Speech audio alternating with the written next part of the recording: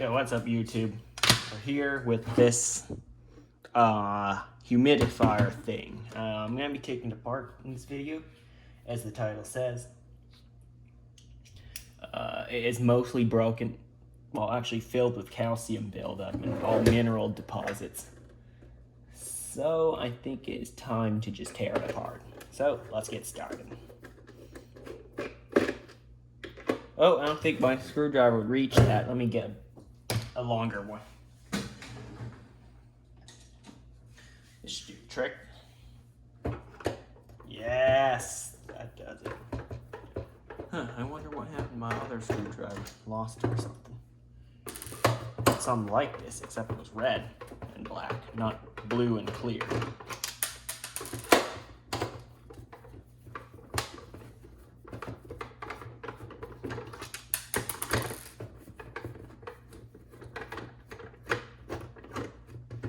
Oh, there's a little door there.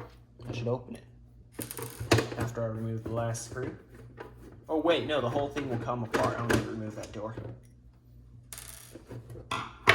So the visible screw. Oh wait, I do need to remove that door. There's something down there. Let me grab my flathead screwdriver. That should be able to do the job.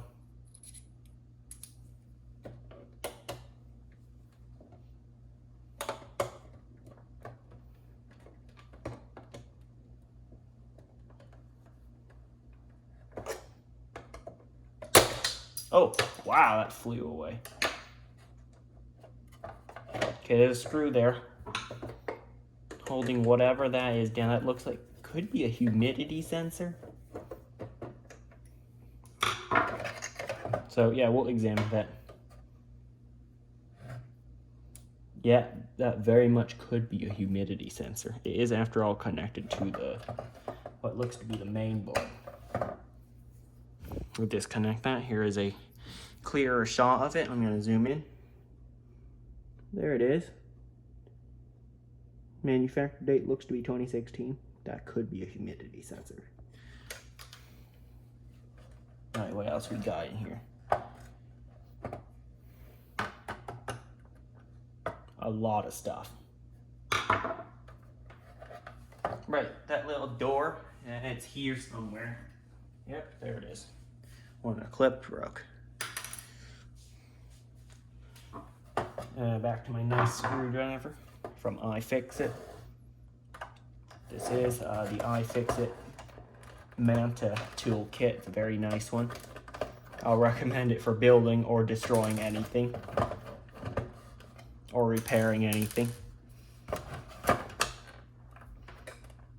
Probably the best toolkit I own. That's why it's featured in every video. Not because I don't know, I've tried many other ones. They're just nowhere near as good. Now, I've seen this type of circuit before. I just forgot what it's called, where you wrap the wire around a magnet this many times, and it will work. Hold on, I gotta search this up. According to my research, I'm very unsure if it's right. This is a transformer. I'm probably wrong, am I? Whatever, let's get on with the video. So it looks like these can be disconnected. Yeah, they are disconnected, but I pulled the whole, yeah, it's supposed to be like that. Why do you have to pull the whole wire out?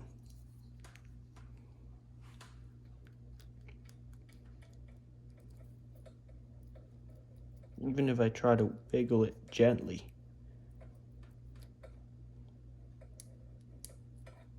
Oh, whatever. This part is out already. Next. This looks to be the main thing for power. This hasn't been turned on in over a year.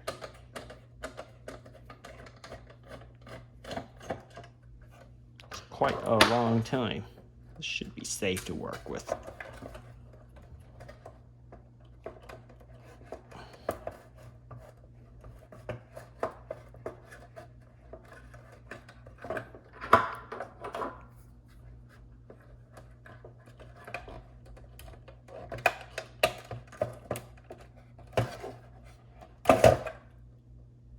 Great. So here's the little power thing. Oh, there's a fuse on it. You see that? There's a fuse.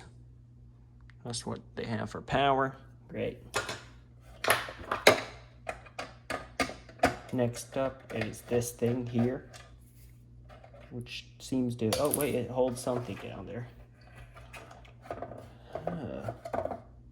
Is it a thermal fuse? Could be. Let's see what that, oh no, it's for a magnet. It's a magnetic switch of some sort. This I know is a light bulb. Well, I'm about to remove.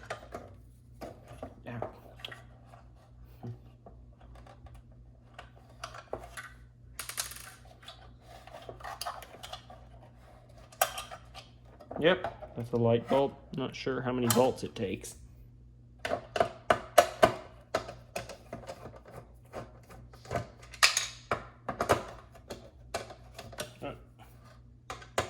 We continue to remove stuff.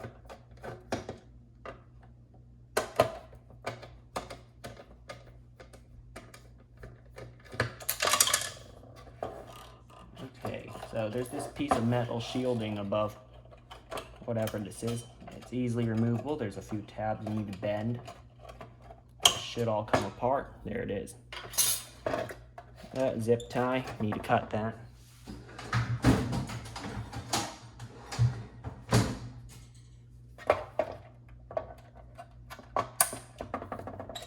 Okay. This goes to the power supply.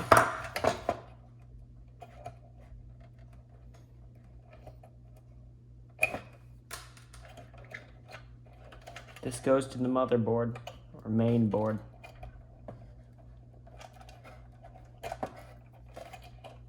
And this goes to, I'm not sure, something underneath it, and it looks like it has shielding on it.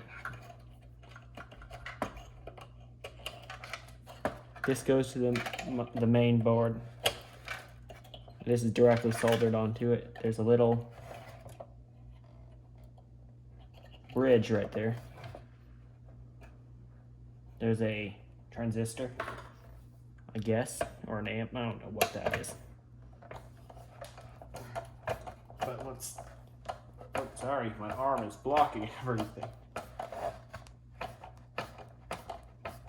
That is quite some effort to remove this screw. Finally.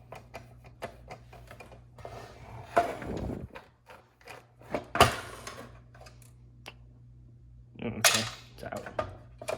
I think when we remove this first, whatever that board is.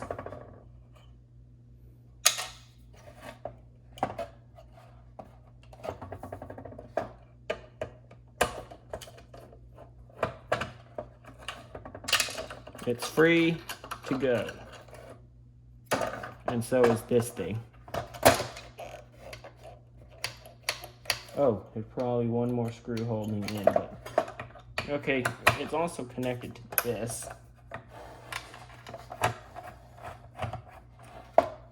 Which I think is the thing that creates ultrasonic waves, so that oh, it's all gummed up now.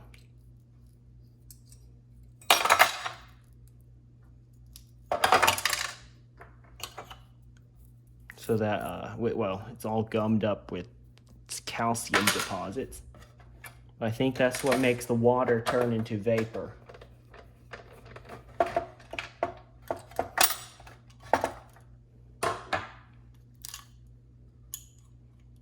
Oh, I think I know what this is.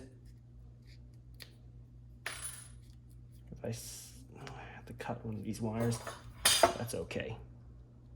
So why not cut it there? I'll remove this shielding. Oh, thermal fuse. I think I found a thermal fuse. So it's 94 degrees Celsius on it, which I think means it's a thermal fuse, because as I've seen, that exactly is where that transistor was. And then that on the other side is right where that thermal fuse was. So I think that's to protect it if the transistor overheats. If that thermal fuse blows, the whole system's dead anyway, but at least your house won't catch on fire. Next, we have a fan, which is connected to the main board. We'll have to remove that eventually.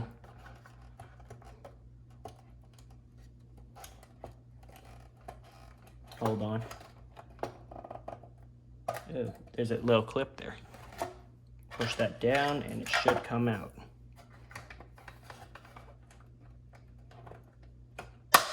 Okay. Yeah, I'm able to wiggle the entire unit out, the whole front panel. Forgot to tell you, there's a little tool in here. It has not been moved in years. Now, I'll deal with that later. Okay, but here, one, my back hurts because I've been looking down on the table for all this time. Okay, this is the fan. We'll apply voltage to that later. Here's that little LED. We might apply voltage to that later.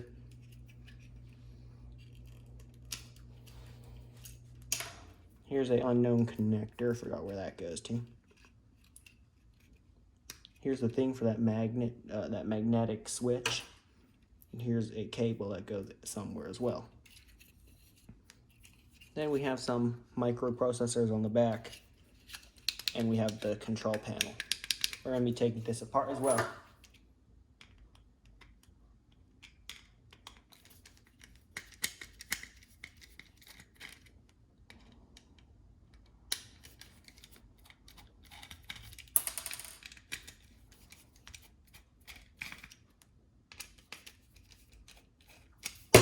Whoa. I dropped the screw.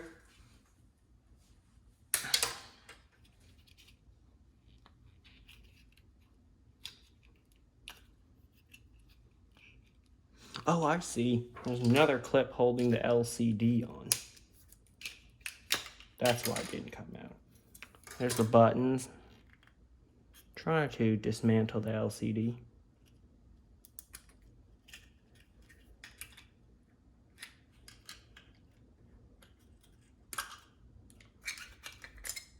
Okay, it's held in by a little glue. Or not glue. Okay, there's just some buttons, a transistor or something. And of course, LCD. Let's look at this fan specifications. It's a DC brushless fan, 12 volts. Okay, we can power this on a 9-volt battery, I hope. Let's see what's inside it. It's pretty dusty.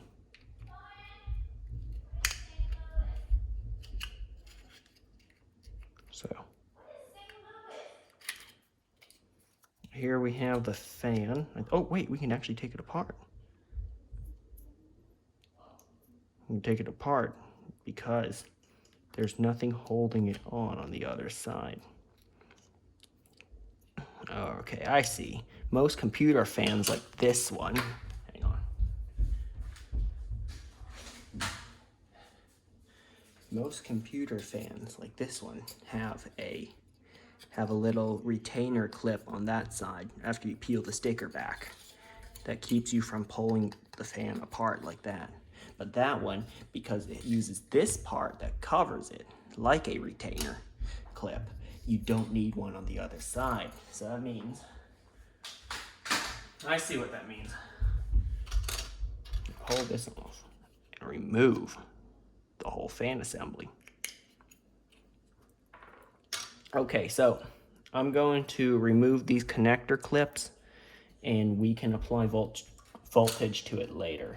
9-volt battery, almost brand new, so I believe it should work. It's metal plate. Interesting. So yeah, lots of interesting stuff in this humidifier, lots of protection actually. And before we do that, I'm going to pull this off. Actually, can I remove this? Nope, doesn't look like I can. yeah, there's one last moving part, which I'm going to remove in the quickest way possible, hopefully.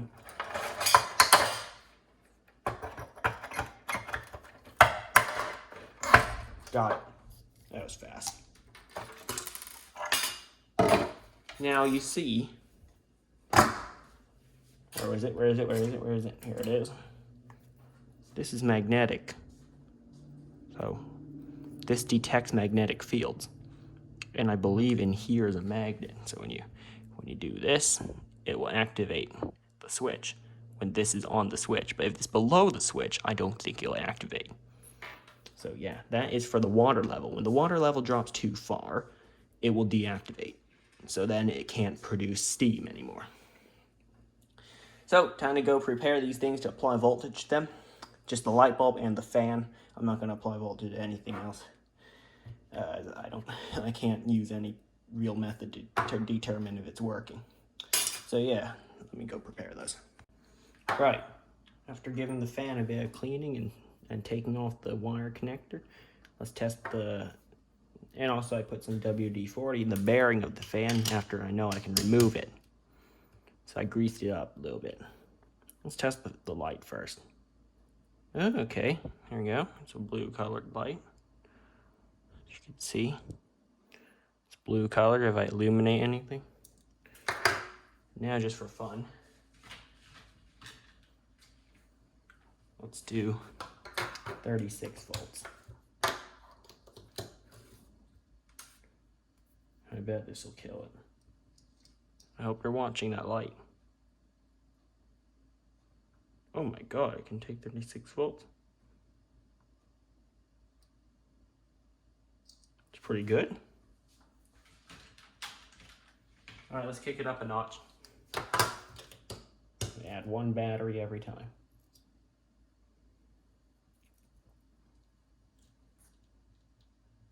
It's 48. It can take 48 volts. Another one. That should be 56.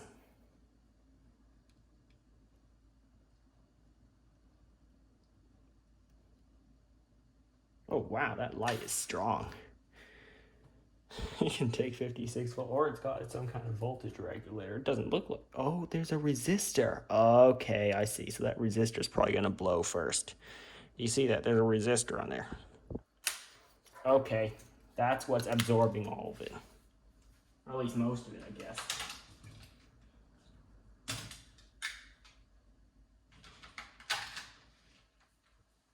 Okay, now let's test the fan. Okay, it's obvious which one's which. Black is negative and red is positive.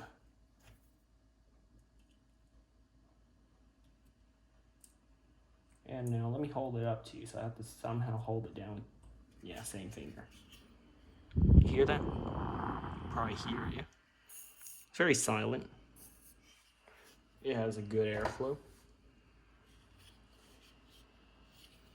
After all, it does say low noise, long life fan.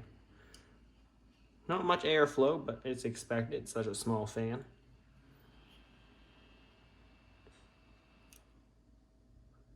And after I added that drop of WD-40, it's spinning for a lot longer. I might even keep this. Power it up again.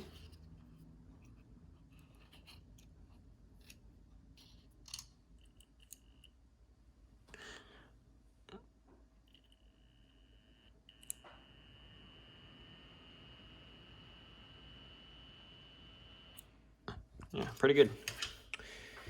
So, yeah, wait, no, the cable fell out again. Oh, no, it broke. Yeah, this might not last long.